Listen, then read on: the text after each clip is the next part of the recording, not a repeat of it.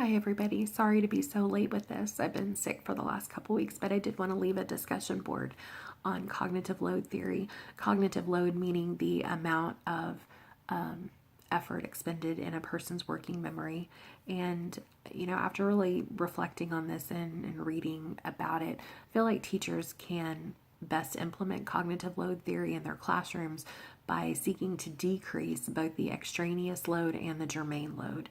So with focus on the extraneous load, we need to cut the fluff in our instructional and delivery practices and, really seek to be clear and concise with our students, articulating the goals and objectives and the lessons that we use to meet those for our students.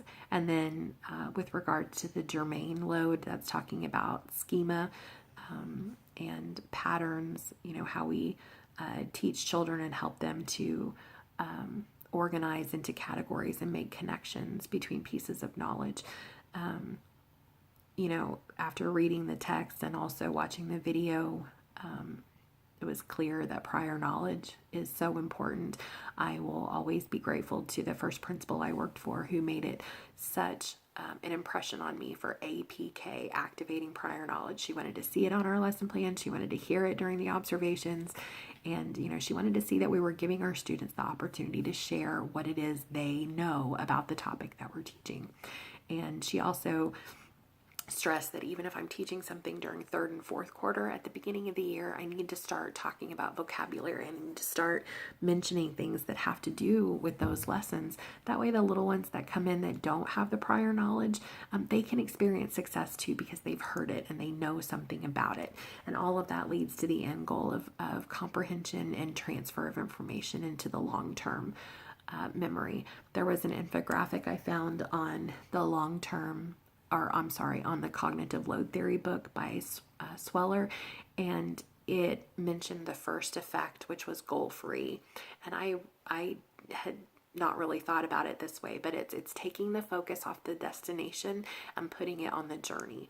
A lot of times our students are so quick to want to, just give the answer, and they don't think about the steps and they don't think about the observations that can be made, like especially in math. And for students who are struggling, sometimes working backwards, starting from the answer, having that safety net and then being able to say, okay, this is how I arrived at the answer.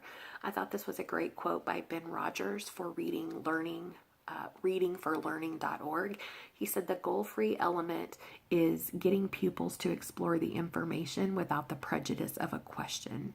So it really puts the focus back on observation and the educational journey and not so much the destination and the answer. It said learners are more likely to acquire schema, which is what we want them to do, under a goal-free than a conventional goal condition. So thanks you guys so much. Have a good evening.